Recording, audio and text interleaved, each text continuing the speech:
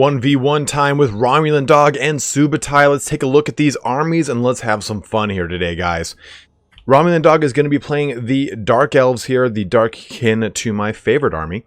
Now let's take a look at this army real quick before we jump across the way to SABERTOOTH. We're actually going to pause it because there's a lot of fun that gets kicked off pretty early in the engagement. So we can see 1, 2, 3, 4 units of Dread Spears here in the very front. We're also going to be seeing a unit of Cold One Chariots, which are not too common nowadays, but I think they're picking up popularity more and more. This, of course, they do have AP range damage, which is going to be quite strong against all of the Lizardmen front line, as well as AP and anti-infantry damage because, of course, well, they're fucking chariots. Now, we're going to see across the backline 1, 2, 3, 4 units of Cold One Knights. These guys, of course, are going to be doing a lot of AP anti-large, which is going to be advantageous for a lot of the dinosaurs and scaly beasts of the Lizardmen army. In addition to that, though, that you do have to deal with the rampage mechanic. So RomulanDawg does have to worry about that issue around 50% when he does lose control of these guys. He can't control them any further. Now, our last unit here is going to be the Reaper Bolt Thrower. He's going to be shooting some anti-large or anti-infantry AP shots downrange, which will be quite good at focusing again down the larger, bigger beasts of the Lizardmen army. Now, for leadership, we're going to be seeing Malekith here with his typical kit. We're going to see Soul Stealer, we're going to see Chilling Wind, and we're going to see Power of Darkness. I always want to say Empower of Darkness. I'm not sure why. But also the dreaded Gaze of Malice and Seraphon's own little breath attack as well. And then the very, very last unit, I lied, there's one more, is the Slaanesh Harvester, the Regiment of Renown unit of the Doomfire Warlocks. These guys, of course, bring Word of Pain and Soul Stealer to the table, as well as a whopping 40% physical resistance, which is quite good against an army that doesn't have a ton of magic damage as far as its infantry goes. Of course, that has been fixed up in the most recent DLC with the access to the Temple Guard Regiment of Renown. Sorry about that. That does bring magic damage to the table and anti-large and AP, but the Slaanesh Harvesters, nonetheless, are quite a good force in this engagement. Now let's take a look at SABERTOOTH's army and his Lizardmen, his scaly little bros. Now across the front line, we're going to see a massive skink presence here. So we're going to see 2 units of skink cohorts with javelins, and then a single unit of skink cohorts, just standard vanilla, mirrored on both sides of that. You can see that right here. Now we're going to see 2 units then of Saurus warriors with shields, which are going to be great to absorb any of the expected range shots of the Dark Elf line. Then the mid line here, right here and here, we're going to see 4 total units of the Red Crested Skinks with the cohort of Sotek Regiment of Renown unit, which has refused to die, meaning they won't lose any models for the amount of time that refuse to die is up. And in the very back, we have 1, 2, 3 units of Cold One Spear Riders with Feral Cold Ones right there, and then a Bastillodon with a solar engine right there. Now, lastly, we're going to see a Slann. Look at this just disgusting beast of war.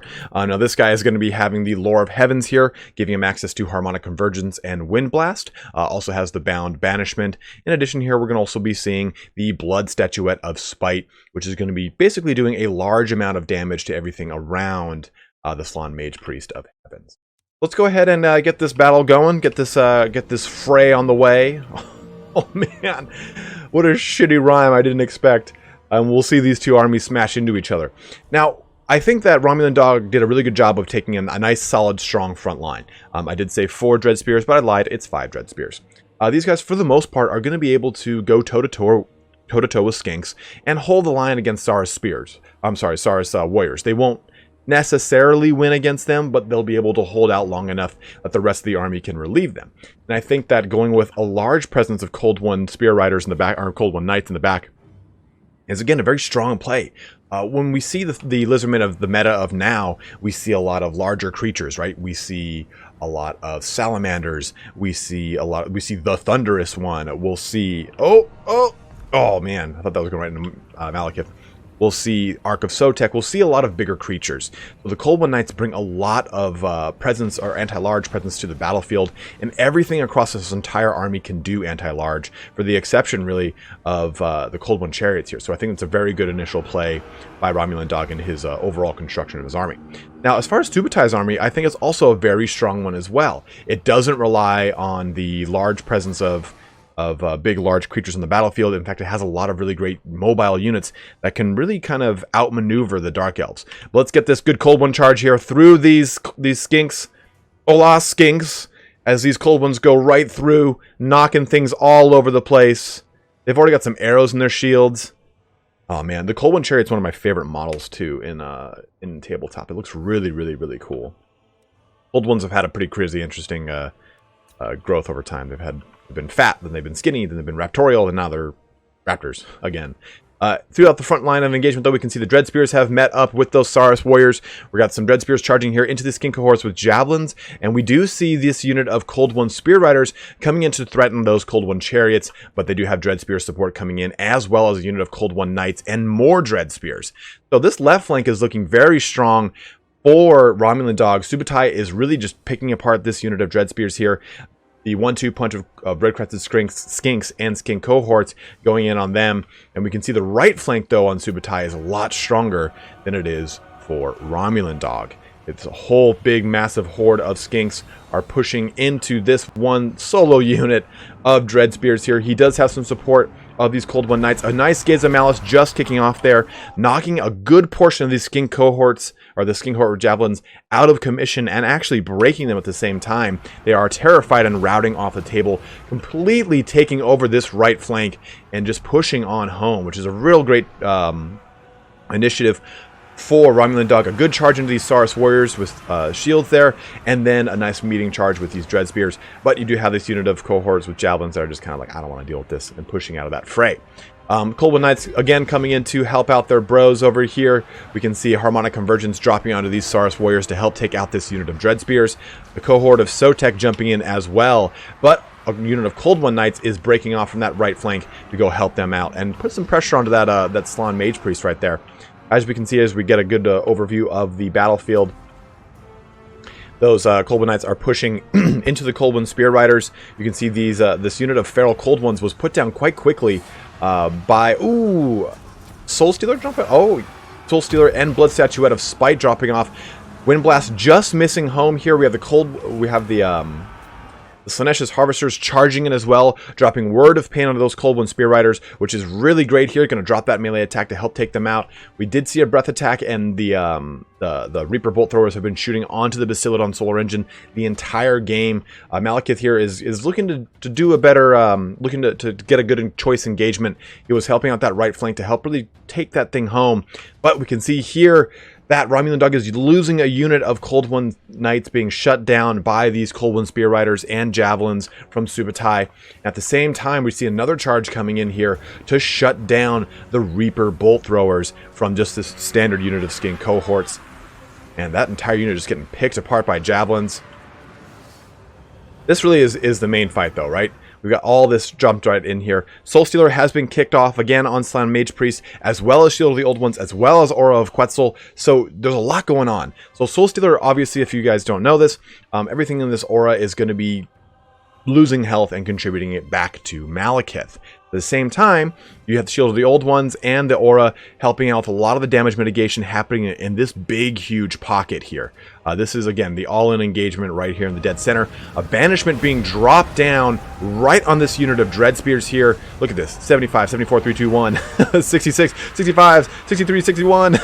Just getting ripped apart by this. Malekith over there putting down that Solar Engine, which is a good initial play. Or not initial, but a good play nonetheless. This unit of Dread Spears just getting completely murked. Gaze of Malice ripping through the back unit here. Now, a real great play by Subutai. He dropped Harmonic Convergence, increasing the melee attack and defense of the cohort of Sotek, and refused to die at the same time. These guys are going to be dishing out way more damage, and at the same time, they're not going to lose any models until Refuse to Die ends. So they just absorb that Gaze of Malice. Very well timed there by Subutai. And a good move nonetheless, though, by RomulanDawg. That Gaze of Malice is going to do a lot of damage to these low-armored red-crested skinks. But this center fray is, again, getting very, very, very, very crazy. We can see these Dread Spears are just kind of holding the line here. Like I was saying, the Dread Spears are not going to win an engagement like this, but they'll hold the line so someone else can come relieve them. But skin cohorts over here have shut down that Reaper Bolt Thrower. And we have 2 units of Dread Spears that are just now coming back into the fray. Ooh, Wind Blast just missing those Slaanesha's Harvesters. We have Chill Wind dropping down to slow down some of these skin cohorts right here. And then a Rampage unit of Cold Wind Knights just jumping back into the fray. It's just back and left and right here. I have said fray probably 15 times this entire cast, but you can see that the skin cohorts are shooting now into the Slaanesha's Harvesters, looking to get some poison in them, as well as the Cold Wind Knights. We see Blood Statuette of Spite hitting on them again. This is pretty much like a Fate of Buna. I think it's a little bit less damage than it, though. So it's going to be doing quite a bit of damage to those Slaanesha's Harvesters that have a 40% physical resistance. And as you can see here, Malekith is just dropping some bombs on the Slann Mage Priest, who has now been charged by the Cold One Chariot. Soul Stealer there looking to just mitigate some of the damage from those Cold One Knights, or I'm sorry, those Cold One Spear Riders back into Mali as he goes right for the Slann. He wants that delicious blue ass as he just jumps into it. Almost said the fray. Cold One Knights charging right into this skin cohort here, and for the most part, the Dark Elves are very, very beat up. There are not a lot of units left. The Slaanesha's Harvesters are shooting cotton candy all over these Saurus Warriors, trying to stay in it. They're very low in health. The Cold One Chariots, though, they still have all three of their units are left, and they're just kind of making their way downtown, pushing through things, just like a piano. Kelly Clarkson's going wild. Malekith getting chased here, but looking to just kind of put the nail in the coffin of the Slann Mage Priest. Another good Gaze of Malice. Ooh, takes some time to get off, but it does do some damage to the skin cohort. I think actually it breaks them. They are routing off the table as well. And there it is. The Slann Mage Priest just vanishes in an explosion. And the last few Slaanesha's Harvesters are trying to round up this, corral this unit of skink chiefs, or skin cohort. Skink cohort. Red-crested skinks. Damn. They are being terrified. Yeah, terrified off. They'll probably come back in just a little bit here. But you can see that the Cold Wind Knights are mopping up any of the low morale units here. Now that the Lizardmen have lost their leadership, it does put the Dark Elves in a little bit better of an advantage. But the Dark Elves don't have any units left. We can see that this Cold Wind Knights, or these Cold Wind Chariots are fleeing. These Cold Wind Knights are fleeing. These are the only ones that are in relatively good health. Nice good Chill Wind has dropped here, slowing these units down. Oh, and a good noxious breath attack right onto Subutai. He's targeted, or RomulanDawg has targeted this unit of Saurus Warriors, and you can see it was just so well placed. I don't think he intended on this happening, but it just ripped through all four of these units of Lizardmen, just doing so much damage here. The balance of power is shifted a little bit more towards the Dark Elves as RomulanDawg pulls out the victory here. So let's take a look at this post-battle report. 138 kills on the Slaanesha's Harvesters. They were just reaping a toll on the Lizardmen. 94 on the Cold Wind Chariot. 156 on Malekith. He had a lot of really good Gaze of Malice placements, as well as a really good Noxious Breath attack at the end. One of his other Noxious Breath attacks was solely on this Bastille of the Dawn solar engine. But as a whole, the Cold Wind Knights really pulled their weight, 69, 124. This unit really got beat up very early on that left engagement, and it had to flee quite quick. But 27 on these guys. Again, the Dread Spears are not going to win any kills competition here, but they're going to be able to hold that line. Now, as far as Subutai's army, he was able to do a lot of damage with that banishment, almost completely gibbing out one whole unit of Dread Spears. Across the whole line, though, you can see Red-Crested Skinks getting 50, 21, 22, and 104 kills on these guys. The Cold One Spear Riders weren't able to really do a ton of damage, I gotta say. 8, 2, 9, 32 kills across all of them.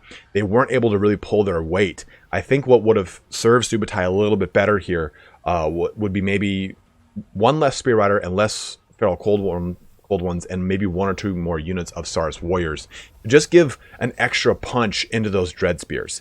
Even Saurus Warriors with Spears, I think, would have been just a little bit more advantageous to him, or, again, a large creature. But again, this is something that that RomulanDawg had been planning against, was solely fighting down and bursting down large creatures. So I think that the Saurus presence would have been a little bit better for Subutai.